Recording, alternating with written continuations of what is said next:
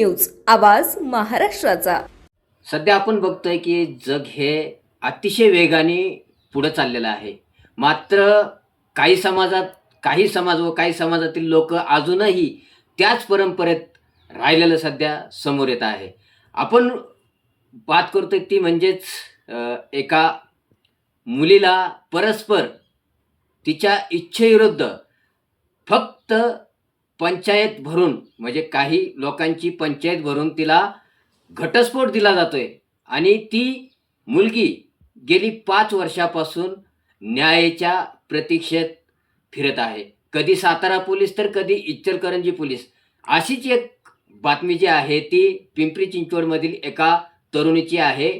तिचं अवघं 25 वय, पण तरीही तिच्यावरती तिच्या सासरच्या लोकांनी जे आहे, तिच्या नवऱ्याने जे आहे ते अचानकपणे छेड करून तिच्या इच्छेविरुद्ध पंचायतमध्ये जे काही त्या समाजाची पंचायत आहे त्या पंचायतमध्ये तिचा एकतर्फी घटस्फोट घेतला आणि तिच्या नवऱ्याने दुसरं लग्न देखील केलं.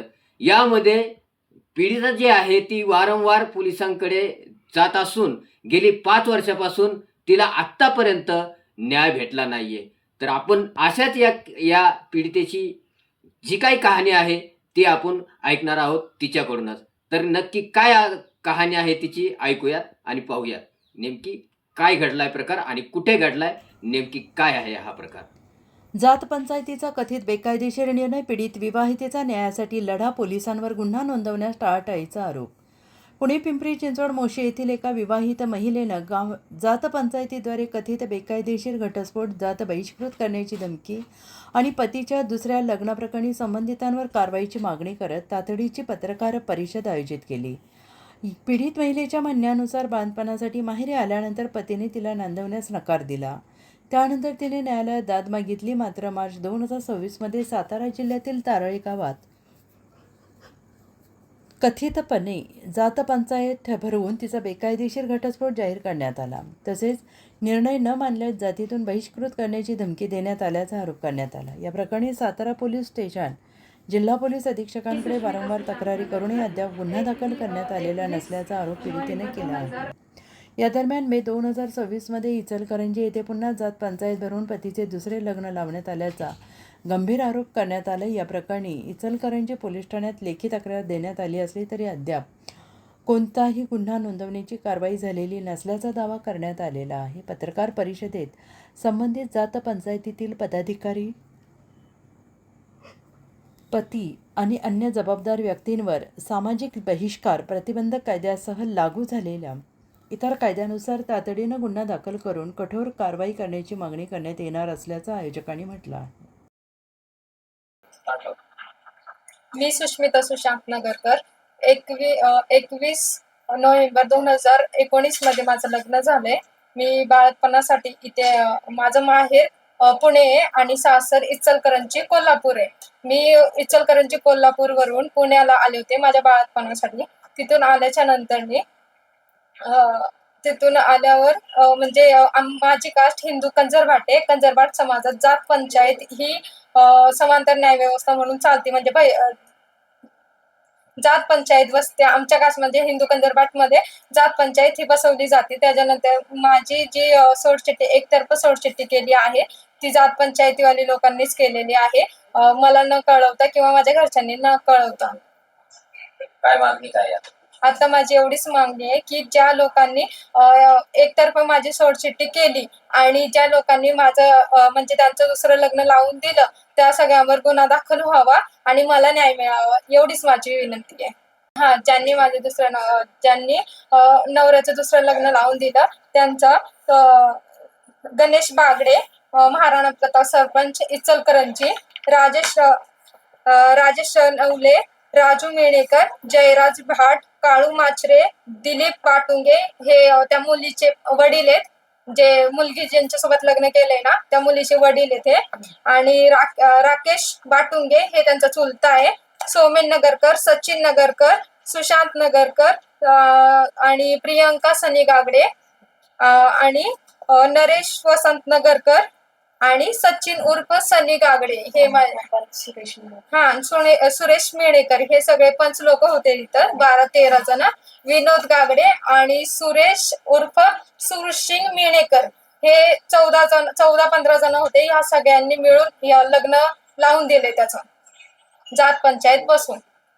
जात पंचायत कोण कोण होते, काही नाव कळत काय? हे सगळे जात पंचायत होते, म्हणजे माझे सासरचे लोक आणि जात पंचायतीचे जे पंच लोक आहे हे सगळे त्याच्यात बसून 15 लोकांनी त्यांचं लग्न लावून दिलेलं आहे. राजेश नवले, बाप्या नवले आणि खन्ना गागडे, शशिकांत रावळकर, जित्या नरेश नगरकर आणि जितेंद्र तामचीकर, हे सगळे त्याच गावातले त्याच सोमेन नगरकर हे तिथलेच आहे फक्त. आणि हिच्या सासरचे लोक आलते त्यांच्याकडं. मग ह्यांनी सोडचिठ्ठी करताना एवढे 11-12 माणसं असताना तुम्ही 12 माणसामध्ये एवढा मोठा डिसिजन घेता तुम्ही. आणि लग्न लावताना 5,000 लोक तुम्ही बोलावता, लग्न लावताना प्रत्येकाला तुम्ही कळवता आणि सोडचिठ्ठी करायच्या वेळेस असं का 11 आणि 12 माणसाचं तुम्ही. आज ह्या माझ्या मुलीला मी एवढं लहानाचं मोठं केलं, त्याचं पालन पोषण केलं, तिचं लग्न केलं आणि तुम्ही एका 6 वर्ष झालं कोर्टाने तिचा न्याय नाही केला. तुम्ही 11,000 कसं काय तिचा न्याय केला? आता हे जे प्रकरण घडलं आहे जात पंचायत त्यांची तुम्ही हँडल करताय. आता इथून पुढची जी काही शासकीय असेल न्यायालयात तुम्ही दाद मागितली असणार त्याच्यावर पुढं काय आता करणार आहे तुम्ही? हे बघा, सुरुवातीला असं असतं की पोलीस स्टेशनला तुम्ही तक्रार करणं गरजेचं असतं. त्या पद्धतीने पोलीस स्टेशनला ह्यांनी तक्रार केलेली आहे. तर आम्ही तिथे वाट बघतोय की पोलीस स्टेशनला जर झालं, तक्रार झाली, तिथे FIR झाली आणि सगळ्या जात पंचायतीच्या पंचांना, जे लोक घटस्फोटासाठी बसलेले होते, जे लग्नासाठी एकत्र बसलेले होते, तर या सगळ्या लोकांच्या विरुद्ध जर कारवाई झाली, कारण पहिलं लग्न अस्तित्वात असताना दुसरं लग्न केलं तर ते BNS प्रमाणे नवीन 82 आणि जुना 494 प्रमाणे गुन्हा होतो IPCचा. तर या गुन्ह्याची नोंद झालीच पाहिजे. आणि दुसरी गोष्ट आहे, सामाजिक बहिष्कार विरोधी कायदा आणि IPC दोन्ही पॅरलल म्हणजे एकत्र चालतात. त्याच्यामुळे इतर कायद्यांचे पण कलम लावले पाहिजे, जात पंचायतीच्या कायद्याचे पण कलम लावले पाहिजे आणि मग त्यांच्या विरुद्ध गुन्हा दाखल झाला पाहिजे 494चा तिकडे इचलकरंजीला. आणि दुसरा जो तारळे गावामध्ये जात पंचायत बसून त्यांनी घटस्फोट घडवून आणला आणि त्याच्याकडनं दंड घेतला, तर याच्या बाबतीत सुद्धा विचार करून पोलिसांनी ह्याची चौकशी केली पाहिजे. कारण आम्ही जेव्हा तक्रार घेऊन जातो, एखादी पीडित व्यक्ती जेव्हा तक्रार घेऊन जाते, तेव्हा पोलिसांचं काम आहे तक्रार घेणं. घेतल्यानंतर तुम्ही चौकशी करा आणि चौकशी अंती तुम्हाला काही पुरावे मिळाले नाही तेव्हा तुम्ही सांगू शकता. हे रेकॉर्डिंग आहे म्हणतायत, तर रेकॉर्डिंग घ्या ना तुम्ही, कुणाकुणाचे रेकॉर्डिंग आहेत ते घ्या, त्यातनं माहिती काढा, त्या माणसाला बोलवा. पण पोलीस कारवाईच करायचं नाही म्हणतात. आमच्या हद्दीत येत नाही, आम्ही करणार नाही, आम्ही बघणार नाही, आमच्याकडनं होणार नाही. अरे ही काय भाषा झाली का? कायदा कुणासाठी आहे?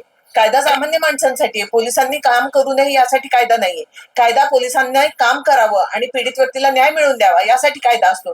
त्यामुळे वकील म्हणून सुद्धा, महाराष्ट्र अंधश्रद्धा निर्मूलन समितीची कार्यकर्ती म्हणून सुद्धा माझी अशी मागणी आहे की सुष्मिताला न्याय मिळाला पाहिजे, तिची तक्रार दाखल करून घेतली पाहिजे, दोन्हीकडे तिच्या तक्रारी झाल्या पाहिजेत. कारण जो माणूस बेकायदेशीर कामं करून बिंदासपणे छातीवर करून तो फिरतोय गावामध्ये आणि तो सांगतोय की मी दुसरं लग्न केलं, मी घटस्फोट घेतला, असा कसा न्याय असेल? न्याय निवाडा हा कायद्याने कोर्टात व्हायला पाहिजे. न्याय निवाडा जात पंचायत करू शकत नाही. समांतर न्याय व्यवस्था चालवण्याची त्यांना कुठलाही अधिकार नाहीये. तरी सुद्धा ते मुजोरीच्या जोरावरती आणि पैसा आणि पॉवर याच्या जोरावरती, मसल पॉवर, मनी पॉवर या जोरावरती त्यांची कामं चालतात. त्यांचे सगळे जात पंचायती ह्या बरखास्त झाल्या पाहिजे, हे बंद पडले पाहिजेत आणि सामान्य माणसाला कायदेशीर न्याय मिळाला पाहिजे.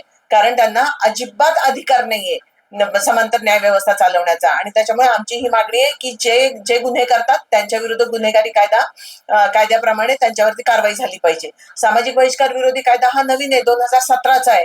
तुम्हाला कारवाई करता येते, पण तुम्ही कशाच्या तरी मागे जाऊन कसला तरी पडदा घेऊन तुम्ही हे करणार नाही असं म्हणता. आता तो पडदा कशाचा आहे आपण सर्वांनी जाणून घ्यावा, कारण ते कशा पद्धतीने मॅनेज होतात हे सगळं आपल्याला माहिती आहे. आणि ते मॅनेज न होता जो सामान्य व्यक्ती तिथे न्याय मागायला जातो त्याला न्याय मिळाला पाहिजे, हे पोलिसांचं काम आहे आणि त्यांनी संवेदनशीलपणे हे काम केलं पाहिजे. ही आमची मागणी आहे, ही आमची अपेक्षा आहे आणि त्या पद्धतीने पोलिसांनी कारवाई करावी. मॅडम, मुळात तुम्ही पोलीस स्टेशनला गेल्याच्या नंतर ते गाव आमच्या हद्दीमध्ये येतच नाही अशी भूमिका घेते व पोलीस याबाबत कुठलीही तक्रार दाखल केली, जर पोलिसावर पण गुन्हे दाखल व्हावे म्हणून काय पाठपुरावा करणार? नाही, आमचं असं म्हणणं आहे की जेव्हा आम्ही सीपी ऑफिसला जातो किंवा आम्ही अधीक्षक कार्यालयात जातो, कारण त्यांच्या वरचे सीपी ऑफिसमध्ये सुद्धा आम्ही त्यांना सांगितलं होतं खालच्या पोलिसांना तुम्ही सांगा म्हणून, तरी सुद्धा ते होत नाही. तर माझी इथं अशी मागणी राहणार आहे की सीपी ऑफिसमधनं, अधीक्षक कार्यालयामधनं ज्या पोलीस स्टेशनचे पोलीस जर काम करत नसतील तर त्या पोलिसांना शोकॉज नोटीस देणं, त्यांची चौकशी गेली पाहिजे आणि ते का काम करत नाही याबद्दलची माहिती घेणं आवश्यक आहे, कारण त्यांनी काम करणं हे अपेक्षित आहे. पुणे तसेच पिंपरी चिंचवड आणि महाराष्ट्रातील महत्त्वाच्या आणि ताज्या बातम्या पाहण्यासाठी महाराष्ट्र 18 न्यूज चॅनलला यूट्यूबवर सबस्क्राईब करा आणि बेल आयकॉन प्रेस करा.